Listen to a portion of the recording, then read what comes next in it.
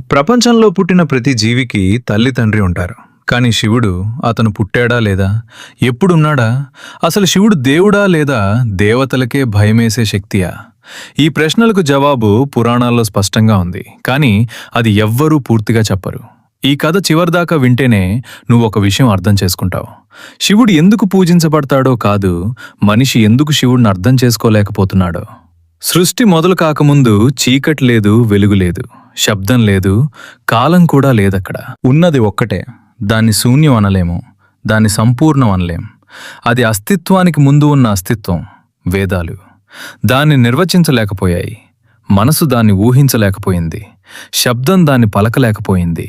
అందుకే ఋగ్వేదం అన్నది నో అస్య కశ్చన జనిత, అంటే దీనికి పుట్టుకు చెప్పగలవాడు ఎవరూ లేరు.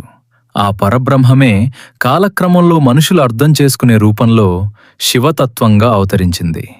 శివుడంటే ఒక వ్యక్తి కాదు, శివుడంటే ఒక శక్తి కాదు, శివుడంటే ఒక దేవుడు మాత్రమే కాదు.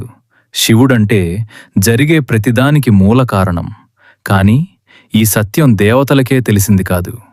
సృష్టి మొదలైన తర్వాత బ్రహ్ముడు సృష్టిని విస్తరించాడు, విష్ణువు సృష్టిని సంరక్షించాడు.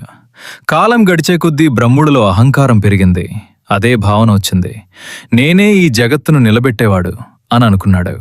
ఈ అహంకారమే సృష్టిలో అసమతుల్యతను తీసుకువచ్చింది. అప్పుడే ఆకాశం చీలిపోయింది, భూమి కంపించింది, దిశలు తలతిప్పాయి.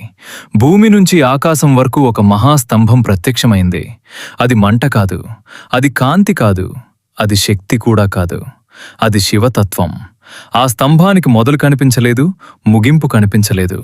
అప్పుడు ఒక దివ్య స్వరం వినిపించింది, మీరిద్దరూ నన్ను తెలుసుకోకుండా మిమ్మల్ని దేవుళ్ళ అనుకుంటున్నారా? బ్రహ్మడు ఆకాశంలోకి ఎగిరాడు, విష్ణువు పాతాళంలోకి దిగాడు. యుగాలు గడిచాయి, కాలం కరిగిపోయింది. విష్ణువు అలసిపోయి శేషుడిపై విశ్రామించాడు. బ్రహ్ముడు దారి తప్పి తిరిగి రాలేకపోయాడు.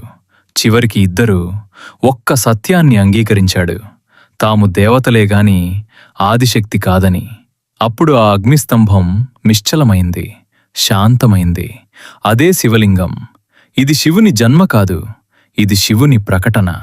అప్పుడే లోకానికి తెలిసింది, శివుడు పుట్టినవాడు కాదు, శివుడు సృష్టించబడినవాడు కాదు. శివుడు కాలానికి ముందు ఉన్నవాడు. కాని కథ అక్కడితో ముగియలేదు.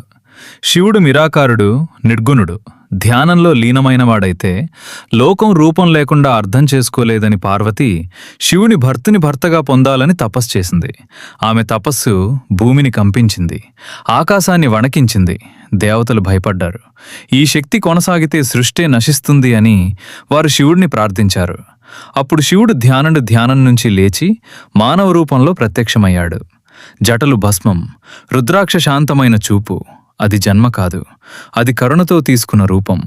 శివుడు పార్వతిని వివాహం చేసుకున్నాడు, గృహస్థ ధర్మాన్ని చూపించాడు. గణేశుడి రూపంలో విఘ్నాలను తొలగించే తత్వాన్నిచ్చాడు. స్కందుడి రూపంలో ధర్మయుద్ధాన్ని నేర్పాడు. కాని శివుడు ఎప్పుడూ రాజాసనంలో కూర్చోలేదు, అతను శ్మశానంలో ఉన్నాడు. ఎందుకంటే జీవితం చివరి నిజం మరణమే అని గుర్తు చేయటానికి శివుడు శవాల మీద నిలబడతాడు. ఎందుకంటే అహంకారం చచ్చినప్పుడే జ్ఞానం పుడుతుంది. శివుడు నాగాన్ని ధరిస్తాడు. ఎందుకంటే భయాన్ని నియంత్రించినవాడే నిజమైన శక్తివంతుడు. శివుడు గంగను జటల్లో బంధించాడు. ఎందుకంటే భావోద్వేగాలను అదుపులో పెట్టినవాడే సమతుల్యత పొందుతాడు. శివుడు చంద్రుని తలపై ధరించాడు. ఎందుకంటే మన లోకంలో cycles of life, moods changes చూపించే సాధనం చంద్రుడు శివుని జటల్లో లేదా తలపై ఉండటం ద్వారా మనం మనలోని ఆవేశాలను, భావోద్వేగాలను నియంత్రించడం నేర్చుకుంటాం. మనలోని శాంతి, స్థిరత్వం, జీవితం మార్పులను అర్థం చేసుకోవడానికి ఇది ఒక రీతిగా మారింది. ఇలా శివుడు దేవుడిగా కాదు, జీవిత సిద్ధాంతంగా మారాడు. అందుకే శివుని జన్మకథ పుట్టుక కథ కాదు, అది మనిషి అహంకారం నుంచి జ్ఞానానికి చేసే ప్రయాణ కథ. శివుడెక్కడ పుట్టాడని అడగడం కాదు, శివతత్వం మనలో ఎప్పుడు పుడుతుందో తెలుసుకోవడమే అసలు ప్రశ్న. ఎందుకంటే శివుడు కాలం కాదు, కాలానికే ఆరంభం. ఈ కథ చివరి వరకు వింటే నువ్వు శివుడి కరుణ, శాంతి, ప్రేమను అర్థం చేసుకుంటావు.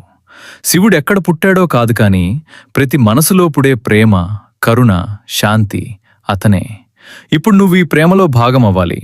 శివుడి ఆశీర్వాదంతో నీ భయం, కోపం, అహంకారం తగ్గుతుంది.